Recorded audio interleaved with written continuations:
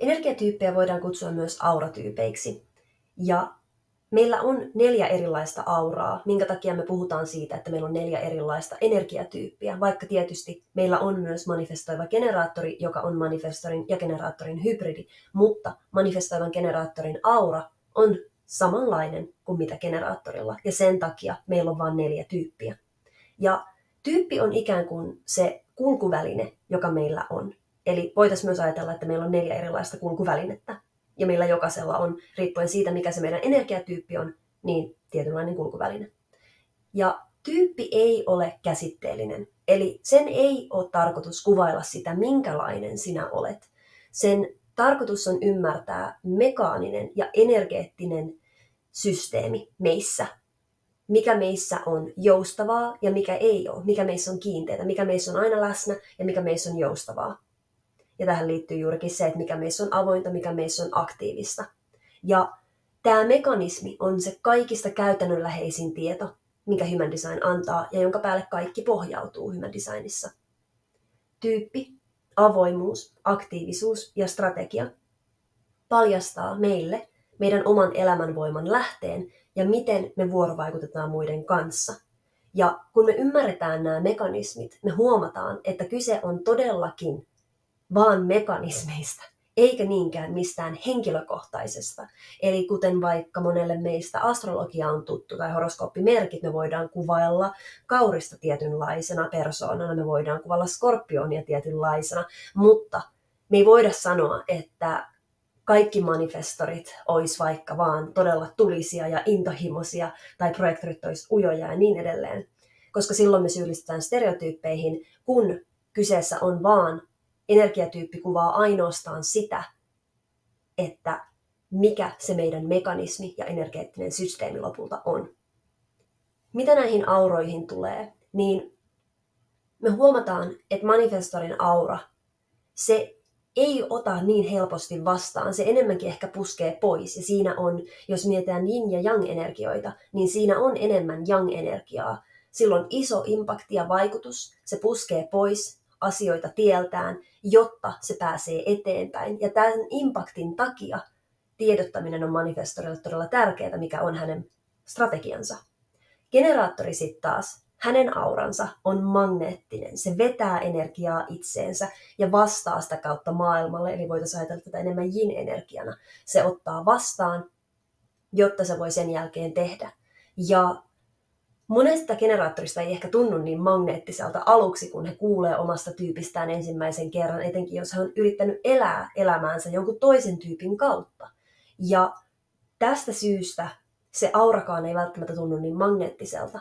Eli se, miten me saadaan myöskin meidän auralta se toimiva mekanismi ja se, miten se meitä suojelee ja auttaa elämässä, on kun me eletään meidän strategian ja auktoriteetin mukaan oikein.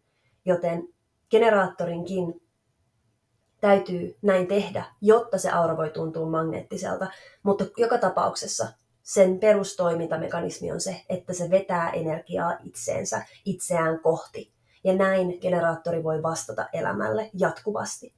Projektor sitten taas on vähän ehkä molempia, sekä yin että yang energiaa omassa aurassaan.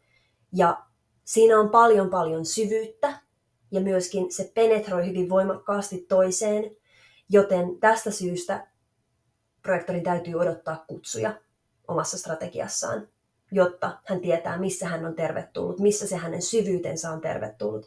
Ja jos me katsotaan tätä grafiikkaa, tätä kuvaa, niin kun me huomataan vaikka, että generaattorin aura, se ympäröi hänet itsensä, se vetää asioita puoleensa, mutta sitten taas projektorissa me nähdään, että se aura kulkee ulkopuolelle. Eli projektorin nimikin tulee siitä, kun mietitään vaikka videotykin sitä, miten se osoittaa sinne kankaalle, niin se on miltä se projektorin aura näyttää. Ja tästä se projektorin nimi, mitä luultavasti myöskin tulee, koska tältä se hänen auransa näyttää. Se osoittaa syvälle sinne toiseen. Eli projektor kun kohdistaa itsensä johonkin henkilön katsoo toista silmiin, niin se aura penetroi väistämättäkin. Ja tämän takia se on myös yang että yin energiaa. Reflektorin aura sitten taas, se maistelee ja se löytää sen oman vastauksensa kuun kierron aikana, eli noin 28 päivän aikana. Reflektorin aura on vähän kaikenlaista. Siinä on tietynlainen pieni, sanotaan teflonpinta, eli se myös puskee pois vähäsen, se ei ota ihan kaikkea niin vastaan kuin mitä vaikka projektorin aura, joka vetää itseensä informaatiota hyvin hyvin herkästi. Reflektor ei niinkään vedä sitä informaatiota suoraan itseensä, miten projektor, vaan reflektor ennemminkin maistelee sitä energiaa ja kokeilee, että miltä tämä tuntuu. Ja tästä syystä reflektorin täytyy odottaa se lähestulkoon kokonainen kuukausi, että hän voi tietää, miltä ne kaikki eri energiat on maistunut, jotta hän voi tietää, mitä hän tekee seuraavaksi ja miten hän toimii.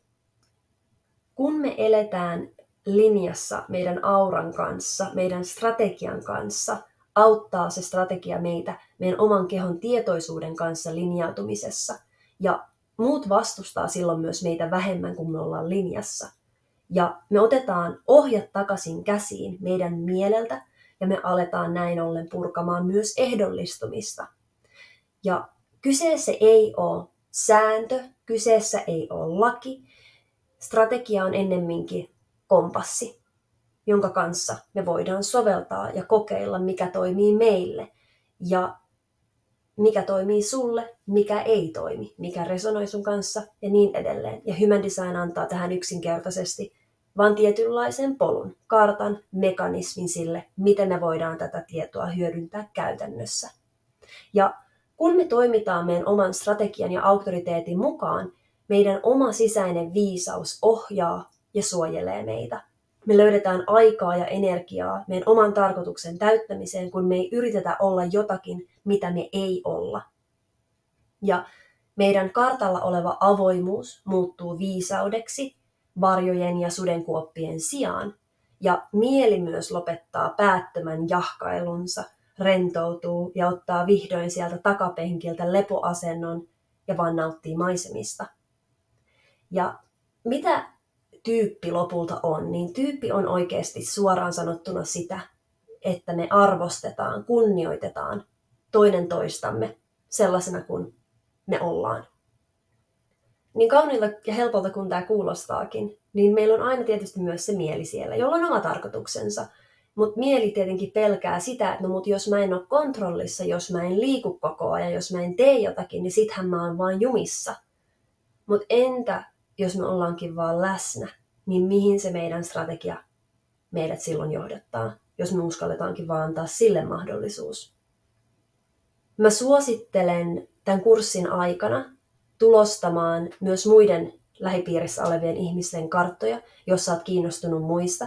Tietysti ennen kaikkea tulkitse aina sitä sun omaa karttaa ja opi sitä kautta, mutta me opitaan myös siitä, minkälainen meidän vuorovaikutus on muiden kanssa. Ihan jo sillä tasolla, että me mietitään, että minkälaisia auroja meillä on vaikka meidän omassa kotitaloudessa, jos meillä on vaikka perhe, tai minkälaisessa perheessä me ollaan kasvettu, minkälaiset aurat siellä on vallinneet, miltä se energia on tuntunut ihan vaan jo sen perusteella, että minkälainen aura siellä on eri yksilöillä ollut. Onko se ollut kaikki yin-energiaa, onko se kaikki ollut yin-yang-sekoitusta vai enemmänkin yang-energiaa. Ja tämä on jo yksi iso huomio, joka me voidaan tehdä ihan vaan sen perusteella, että me tiedetään, mikä jonkun energiatyyppi on.